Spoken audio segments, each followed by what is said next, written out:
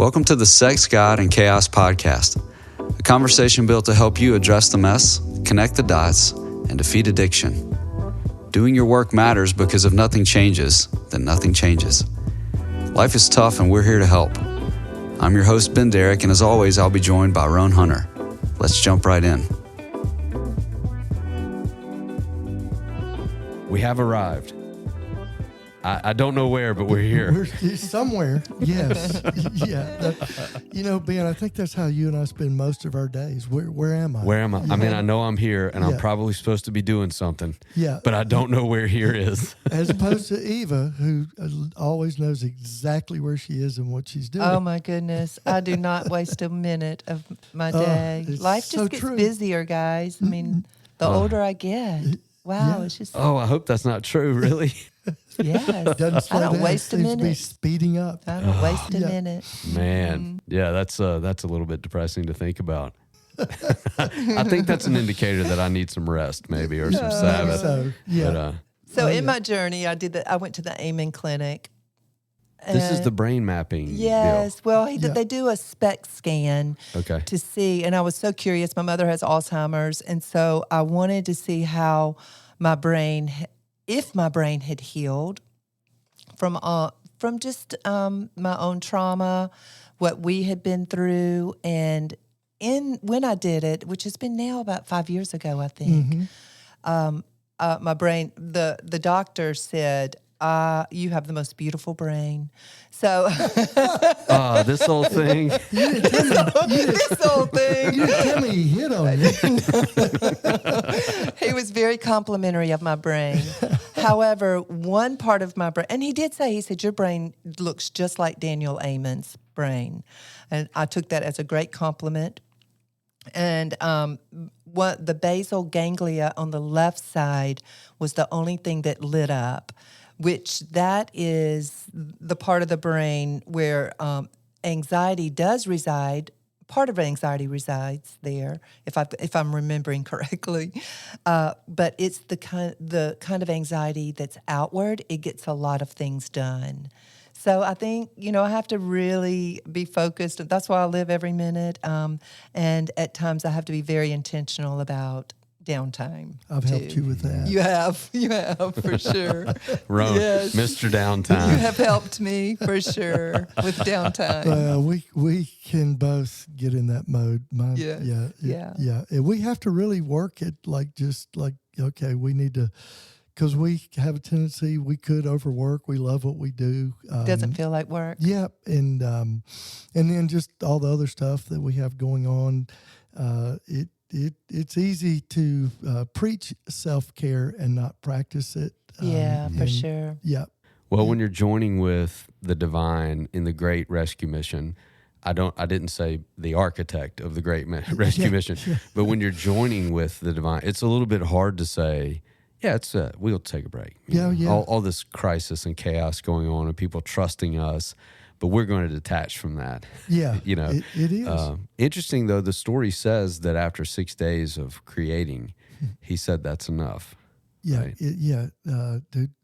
God has limits. And it's a command. It's a command to rest. Yeah, that's And right. I love that. Mm-hmm. Yeah, and sometimes, maybe a dangerous statement to say on this podcast, but sometimes you have to rest from your work. That's The so intensity of introspection. Yes, that's so true. You just have to say, okay, I'm just going to be, here with friends Oh, yeah. tonight. And, I didn't say isolate. Don't isolate. That's right. That's But right. to take a break from your work. But that's not what we're here to do today. We're here to inform some work. Yes. Right? Absolutely. Right. So this, Do your work. Yeah, this statement that came up. By the way, I would rate our podcast around statements 9.5 out of 10. Roan and I on our episodes are hitting about a 6, but that's all right. We're gonna pick up our game. That's right. I was listening back just this morning on the way to work, and we had said in that episode we need to return to this phrase that shame is rooted in fear. And not only my listening, but people who come through my practice are bringing that statement up, partly because shame is such a huge part of the cultural conversation today. So I get that. But it feels the interpretation is very personal. So I'd like to take some time this episode to walk around that idea a little bit and just see what happens. Okay. Yeah. I So like it. first of all, I do think we have to explain that when we say shame is rooted in fear, we mean at a very basic level that they are connected, that they are cousins or siblings, or they have a relationship with one another. Siamese twins, maybe. Yeah, exactly. And there's a lot to talk about there, but just to point out the fact that they are connected. So if we are engaging in our work and we're only talking about shame, we're leaving somebody, and I don't mean to trigger you here, but we are abandoning, we are abandoning fear, right? So this is why we ask the question in our communities, what are you afraid of? That's the origination of that, right? Right. Yeah, I've got to identify the fear, not just kind of a generalized fear, kind of like, what we do with sin, Lord, forgive me of my general sins. I think you have to get specific, like, what are you afraid of? Because, the fear is anxiety. And a lot of times that fear is connected to shame because, my shame tells me, well, if they really knew me, if they figured out I'm really not as strong as I present, or I'm not as good of a Christian as I pretend to be, somehow I'm going to get kicked out of the club. I'm going to be rejected. I'm not going to be accepted, right? And so the fear and the shame really do go hand in hand. Mm-hmm. I agree. And for me too, I mean, I never really, and you would love to say, you don't have any shame, Eva. You used to love to say that. Do you remember that? Yes, because it was like, the things that she would say to me would just crush me. And I try to give it back, and it was just like Teflon. I'm like, it's not fair. I'm trying to shame you, and it just doesn't not working. Doesn't work It's at all. not working. It's not working, but that's not, that's not true. I mean, I know for a fact I have a lot of fear. I came into this world probably with quite a bit of fear. I don't know. I was dropped as a baby, so the story goes. I was dropped.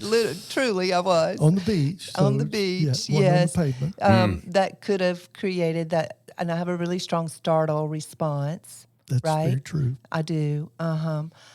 So that probably started early in my development, my brain development. So my personal fears, if you really know me, then you will leave me, or you may not like me, or you may not accept me.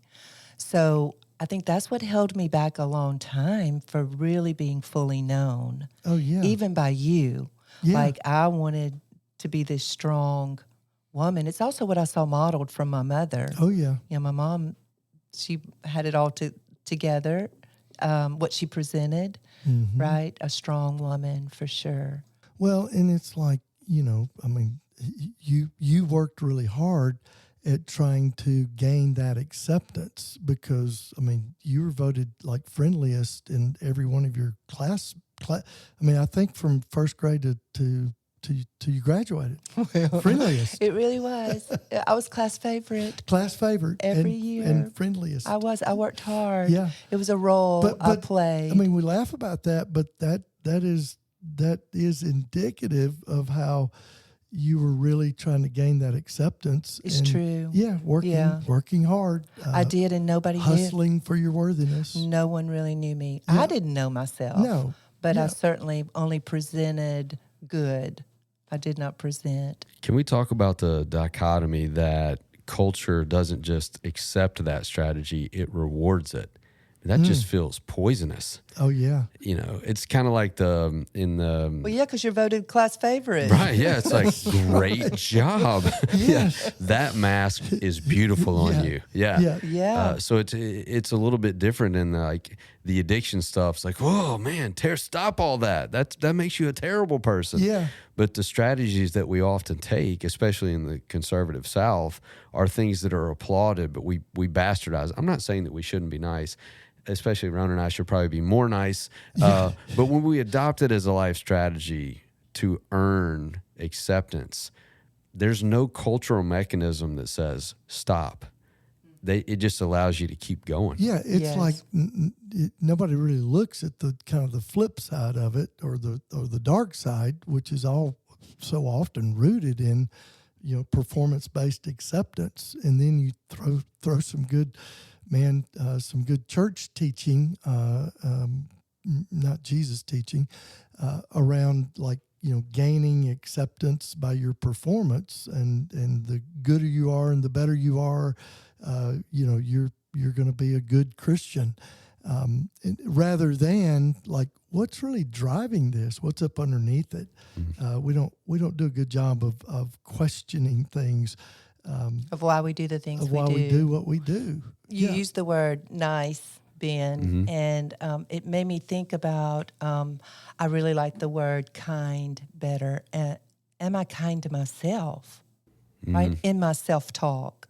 Yeah. Right, I can be kind. I know how to be kind to the masses, but am I kind to myself? Ooh, man, when you have to point it at you, Yeah, and all the things that you know about you, right. Oh, yeah. it's a little more difficult application. Hard to be kind. It is Yeah. hard to be kind. Yeah, I use the word. I don't know. I read this somewhere recently, so it's just been in the loop. But I use the word charitable. Are you being? Do you have a charitable interpretation of your story, Right. and of your life? Mm-hmm. And then I see him kind of start to Google what does charitable mean? It's Right. like, is he asking me for money? No, I'm saying over your own life, do you exercise grace over the own interpretation you have of your life? Well, and we talk about it often in our men's community, is just like this idea of trying to nice your way to heaven. And where that'll actually get you is in hell, in a prison of trying to perform and gain acceptance. And we always talk about Jesus was not really nice. They don't take nice guys and beat them, drag them up a hill, nail them on a cross, and kill them. We would never do that to Mr. Rogers. So Jesus might not have been nice. He was very kind, and he was told the truth, and he was honest, and he spoke directly into things that needed to be spoken into. And So today I was doing my Bible recap, and this is just a shameless plug for Bible recap because I really do like it. Terry Ron, Lee you're Cobble. doing it as well, right? yeah, we're both doing it. Are Okay. y'all? Are y'all? Well, I know you are, Ron. Yes. I know you are. But in my reading today, Terry Lee Cobble, her God shot was God's timing is kind, and it made me think about in my own life just when discovery happened. And I hear this so many times from partners. Gosh, we've been married all these years, and I'm just now finding out.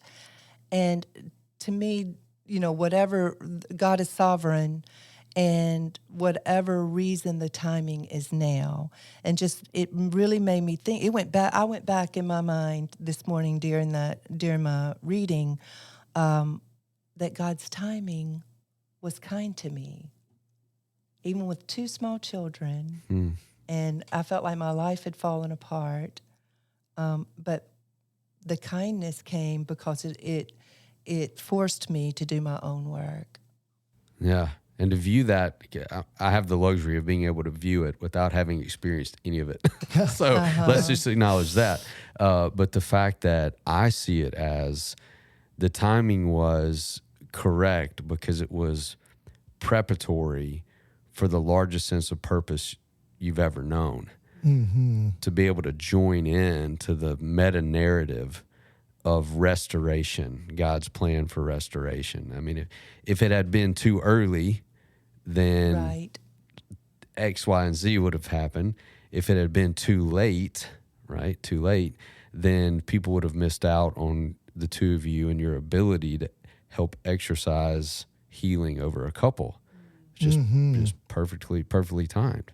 Yeah, and I'm gonna do a shameless plug for the Bema podcast. Oh yeah. One of the things he says, and I love this, is just the idea of trust the story. Just trust the story, right? That's good. Yeah. Because that's where we get in trouble. That's good. It's like, man, I'm gonna take matters into my own hands. but the story is still unfolding, and we have There's to, a bigger picture at Yeah. play. and we have to trust God's hand in that story and His timing and all of it. And you mentioned this on the last podcast. So much of I think good mental health is just the idea of acceptance. And there's certainly things that we don't need to accept, right? Those are boundaries, what I will accept and what I won't accept. But the acceptance of these things that happen to us that we really don't have any control over and we can't really do anything about. And if I just, kick against that and, and resentful about that, and at some point I've got to come to a place of acceptance in order to be able to move forward. We might even call that resilience, right? Yeah, that's big. I do love the way that what's the guy's name? Marty Solomon. Yeah, the way that he talks about a lot of things and the way he's submitted to rabbinical teaching, I think is awesome. It's very hard to find on Spotify. It's BEMA. Yeah. Easier to find on Apple for some reason. Okay. I don't, or maybe it's just on Apple. I don't know. But he brings up in relationship to what you're talking about, the idea of desire. And I think that dovetails beautifully into our conversation, because our desire is to not be rejected. Right. Right. But if I'm not trusting the story, then I've got to manufacture a story that keeps me in that accepted pocket. And we all have different versions of that. For you it was nice. For me, it was consuming. I'm going to consume, even if it is just fantasy based. Yeah. I'm going to consume. So even if you do reject me, then I've got a version of the story in here that nobody knows about, where I'm the hero. Yeah. Always. Yeah, that's right. Maybe you'll catch up to it, maybe you won't, right? But it would just be interesting, I think, and I refuse to do this publicly behind the microphone, but to think about what are the ways that when I don't trust a story and I have a desire for something that I created, I become the creator instead of trusting the creator. That gets us in a lot of trouble. Oh, Sure yeah. does. Yeah. Who was it? I think it was Mark Twain that said, God created man in His own image, and man returned the favor. Yeah, we've made busy returning the favor. Exactly. So this is what we mean when we say, well, let me retract that. This is how we experience the statement that shame is rooted in fear. That shame essentially is the feeling that covers us, and fear is the fuel that motivates us. That's the difference. But they work together. We were discussing before we turned on the mic today in the studio that they are linked, in that the intensity of one kind of determines the intensity of the other. So we have to do, I think we're saying on this episode today, we have to do incredibly intentional work around fear. And I would say, and I don't know about the world of women, but I know in the world of men, that is a heavy lift. If you want to talk to a guy about what are you ashamed of, what are you embarrassed about, depending on how safe they feel, they'll take up an hour. If you say, what are you afraid of? And they're like, I ain't afraid of nothing. Not much, Yeah, not much. Yeah. I'm afraid you won't realize how smart I am in this hour or whatever. We posture. How do we encourage those listening to move into the work of talking about their fears? Well, it's until I began to identify those specific fears in my life, because, we're talking about shame. The definition of shame is self-hatred at my expense, right? And so fear is like fear everything and run. And so, I was running and hiding because of the fear of being found out, and then the shame of what I was doing in the acting out was just off the charts, and so they're always going to be linked together. And so much of the shame narrative was like, if anybody really knew this about me, man, I'll be rejected. I'll be abandoned. I'll be left. And that is so deep rooted in my story of what I grew up in. And so that stuff was so deep in me, and certainly, just totally unaware, oblivious to it, But I look back at that time in my life, and I would describe myself as running man. Man, fear was driving the bus, and shame was the co-pilot. And that's like, when I admitted everything, that sense of freedom was so great. And now, the monkey's on Eva's back. But I had this like sense of relief because now, well, it's out there in the open. I don't know. She may leave me. She may shoot me. She may kill me. But I don't have to hide anymore. It's out there. And then, of course, the fear drops, the shame drops. It's just amazing how they really are linked together.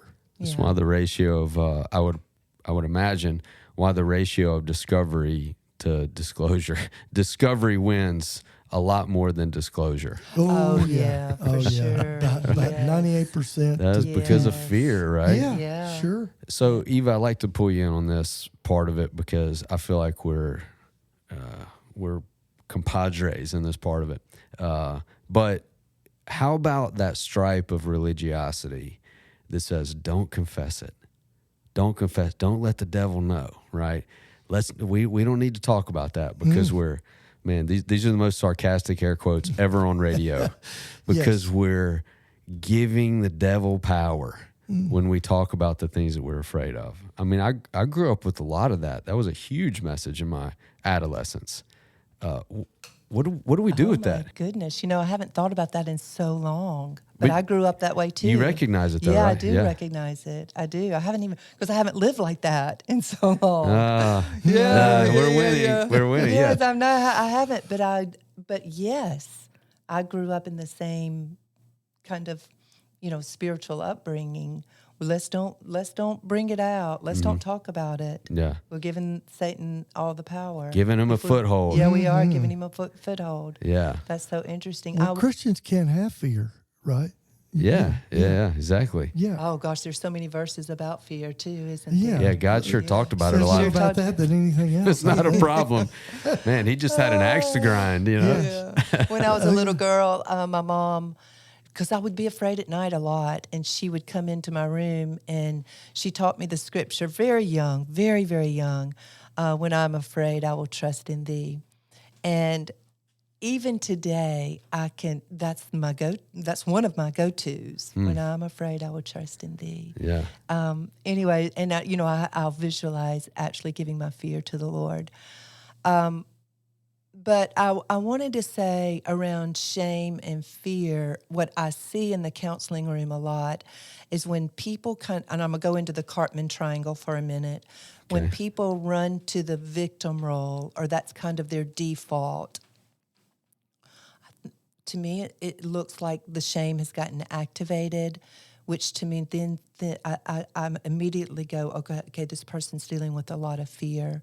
When I think about our own relationship, and Roan, when in an unhealthy place, would go to a victim, and then I, in an unhealthy place, would go up to parent, rescuer, enabler. How I see that dynamic really works until it doesn't, right? Because it's trying to combat shame, really. Yeah. Please, if you will rescue me, that says that you love me. I don't have to stay in my shame place. But when, let's say, a partner begins to get healthy and she wants to become very well boundaried, and she's no longer going to rescue or enable or parent, and then she moves down to boundaries, and she says to herself, I'm no longer going to dance with Walter. And oh, dear. Here comes Walter. Here comes Walter.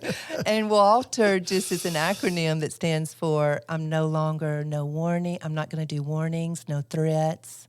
I'm not going to argue because I'm going to get into that dance with you if I do. I'm not going to lecture because then I'll be parenting you. I'm not going to teach, go into teacher mode. I'm not going to explain, and no reminding, because those are all the things that parents do.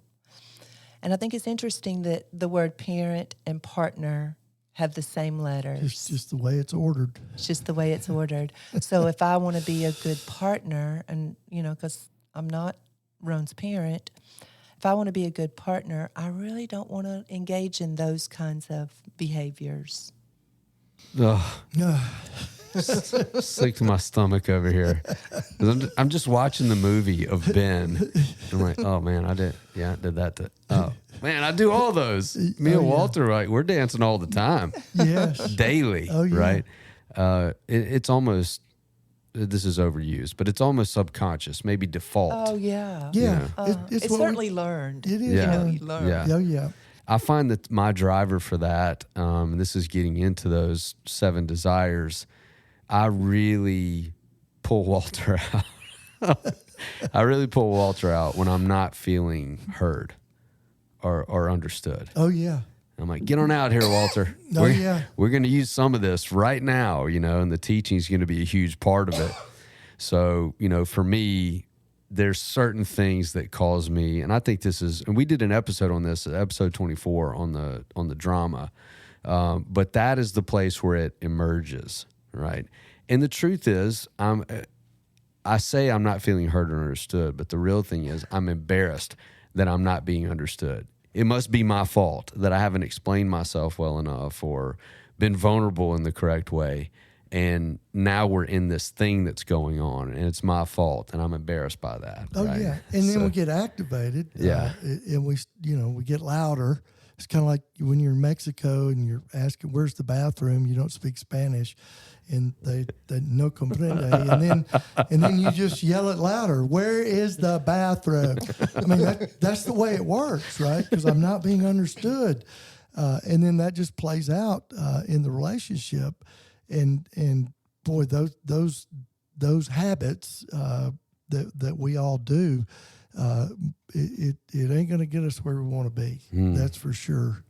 So would it be appropriate? I don't know the answer to this. Would it be appropriate if we see somebody who is in that shame place to ask them, do you feel like you're experiencing shame, or are you really afraid? Is it that directed, or can you not do it that way? Well, I like to ask the question, what do you need right now? What do you need? Make somebody think. Because maybe they are afraid, and maybe they need to feel safe. Maybe they're looking for safety. Yeah. Maybe they want to be, they need reassurance. I need to hear that she still loves me. Yeah. It made me think for sure. Oh yeah. What do you need? Yeah. Well, and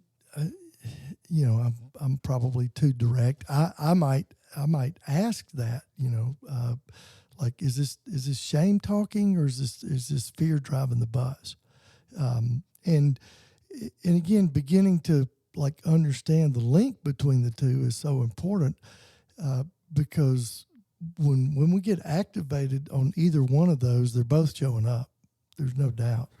Yeah. Yeah. Yeah. But we're more comfortable, again, with the experience of one than investigating the other. And I'll say it. I've been delaying for 29 minutes and 11 seconds now. It feels weak to talk about my fears. I can talk about shame because as a chameleon, that may activate a little compassion if I talk about what I'm feeling ashamed of. Let's see how that works. But when I start talking about what I'm afraid of, it's like, man, I go back to the little kid that slept with the lamp on. That was me, I'm like, no, I left that, man. That's behind me. It just feels a little bit, I don't know a word other than weakness. It just feels weak to talk about what I'm afraid of. Oh yeah. Which now seems totally nonsensical, but I'm telling you, this afternoon, I wouldn't just walk into my house and say, man, I was really afraid today of this thing. Yeah, no way. No. Yeah. Because it's so vulnerable. And again, on the man side of the fence, boy, vulnerability is a 4-letter word, right? And so I've got to begin to go vulnerable with, like, first of all, I got to know what I'm feeling. one of my men's groups one time, I was just going to have the guys check in with one feeling word. And one of the guys pulled up his iPad and he was Googling a feeling. So first of all, we got to know that we do have them.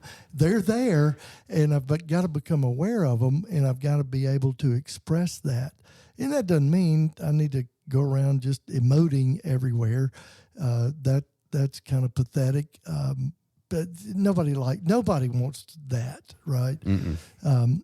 But I've got to be aware of what is it I am feeling, and for men, it's just like to say I am afraid is, boy, that's we don't want to do that. But just for me, like one of the things is just being afraid to be honest with Eva, to tell her that I had a slip or had a struggle or whatever. Man, that has just been such a journey, but that was so rooted in my shame that went so deep into my story. And then, of course, when I did disclose, and and she was raging, it's like that was trauma on my side of the fence. And then, like, oh my gosh, I can't even tell her that I struggle today on any level in my head. But certainly over the years, in her work, our work, and our work together, I'm able to do that. But boy, that was the fear just around that one specific thing was so great. And there's reasons for it. But even today, I can tell it's hard. Oh yeah, for you to be fully known. Yeah, it's fear. It's fear that if you really know this, are you going to be able to handle it? Right? Are you still going to love me? Yeah. Oh yeah, absolutely. Yeah, at one of our men's retreats, I heard this question, and I've repeated it a lot to myself and also to people I sit with. What is your relationship with fear? How does that go? Oh yeah, that's good. If you could personify it, what is your relationship like with it? Are you afraid of fear? Yeah, Do you run from fear? For me, I've discussed often, I run straight towards it so I can put it in a straight jacket, control it, and sit it in the corner. But it is possible to have a healthy relationship with fear. To acknowledge it without allowing it to drive, to listen to the message that it's trying to send you. To get some cues on your own value system. Like, I believe, for me at a base level, I'm afraid that things that matter to me will be taken. Yeah. I'm afraid of that. And that's why my posture is a lot of control. I'm afraid that my story is going to replicate in my son's stories. Oh, yeah. So I exercise when I'm, all those things, hungry, angry, lonely, tired. I exercise a lot of dancing with Walter in front of my sons. Oh, yeah. And I can tell my oldest in particular is very honest with me about it. He doesn't call it that, and I hope he doesn't listen to this because every day, how are you and Walter, Dad? Developing, I think part of our commitment to maturity as individuals needs to be developing a healthy relationship with fear.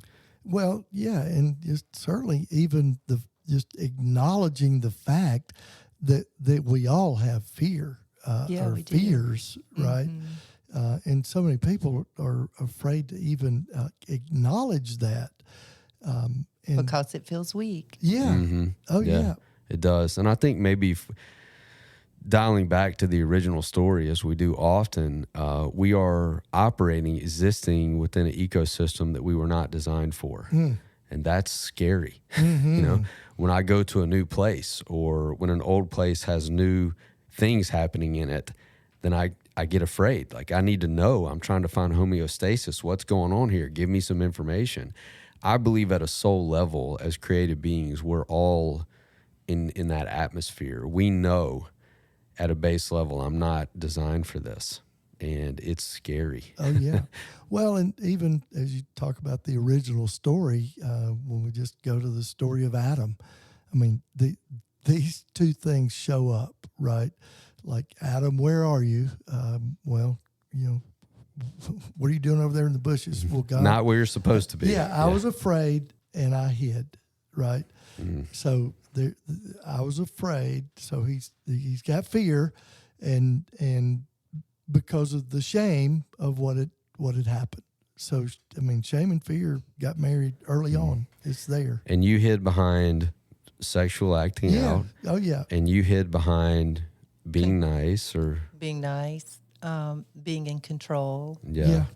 Yeah. I believe that's what I did too. I hid behind being in control through achievement, which was exhausting because a lot of those achievements I wasn't really designed or suited for. I made it happen. Man, I'm so glad I'm not anymore making those things happen.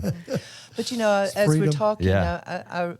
the thought came into my mind that in order for a couple to be really intimate, there has to be little fear. Yeah. Oh yeah. No, Very that's little good. fear. That makes me very curious. What do you mean by that? Or what do y'all mean by that? Well, You go. I'll jump in. I think is like I don't have the fear that I once did.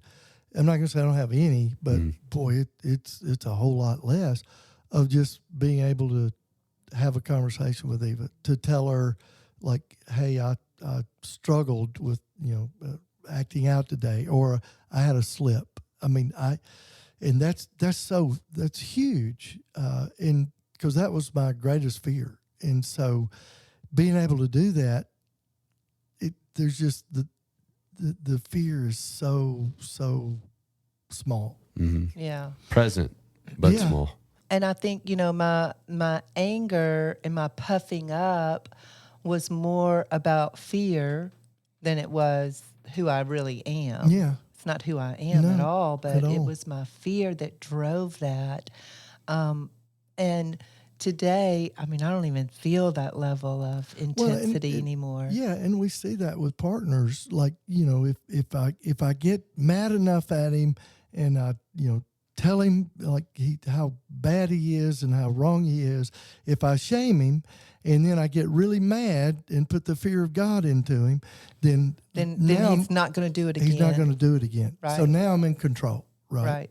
That's all it is. It's just a false sense of security. Totally. It's not real. And it actually, the thing of it is, it produces the exact opposite effect of what the partner actually wants. And that is connection. right. Yeah. Yeah, try.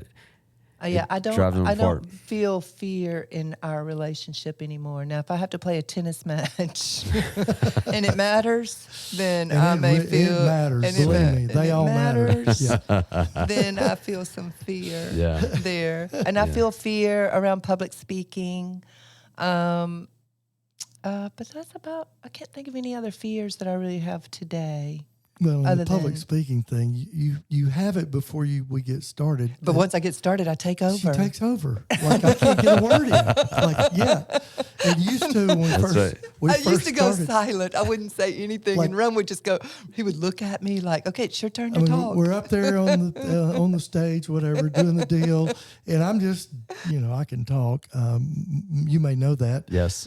but I'm just doing, what we do, and then I'm thinking Eva's just following right along, and I can just, when I pause and kind of turn it over to her or just look at her, she's going to take the ball and keep rolling. Uh-huh. She would just freeze. yes. Like, hey, you're doing great. Keep But my going. brain would freeze Yeah. too. Yeah, My it brain was. would freeze. Oh yeah, So I But- could not think of the next thing I was supposed to. I needed to say. yeah. I yeah, could that's great. not. But it's very different now. But all that's just part of the growth, part of the healing. It's different Yeah. because you didn't run away from that scenario. right. Mm-hmm. You just kept showing up. That's right. Yeah. That's exactly right. Yeah. And that's what it takes in anything. The Yeah. more you do something, the more comfortable you get. Well, Yeah. And Yeah. that's the same thing with 42 years. yeah. Well, 33 in recovery, Yeah. 34 in recovery. Yeah. And you often say to partners, like you can do hard things, Yes. right? Absolutely. And a lot of times that's just And we as partners can do hard things. yeah. Yeah. And it's like part of that is just facing the fear that somehow he's going to go do it again, and he might. The thing that we also know is like you've got no control as a partner. Right. If he's going to do something, he's going to go act out. Period. Yeah, so what we're really after is honesty Yeah. and connection, intimacy. That's what the couples really, but that takes time when you don't really know how to do that, and you've got, unresolved trauma, whether it's betrayal trauma or childhood wounds, that it just takes time to get to that place. Well, and as we know, we always talk about brokenness meets brokenness, Right. and you do a great job with partners of helping them begin to see kind of their own brokenness, because if that doesn't happen, and it's just kind of this, like, he's the problem, you're the problem, the husband's the problem, just as long as he gets fixed, I'm good. Those marriages might survive, but they're certainly never going to thrive. Right, because I often say if I'd been a healthy, whole person, I would not have married you, and vice versa. Yeah. If you'd been, you wouldn't have married me. We would each have known, gosh, this person does not know how to show up. Mm-hmm. They kind of live in vague, right? And they get real defensive. That's not really what I'm looking for. Yeah. But when you're in the parent role, you think you can fix that sucker. That's right. Oh yeah, absolutely. And I was the perfect victim, looking for a mama. Yeah. I needed a mama, not a wife. Yeah. I fit the bill. Yeah. She's a good parent. I wanted to be. Yeah. To learn more about what you've heard today and to engage with the Sex, God, and Chaos team, visit sexgodchaos.com.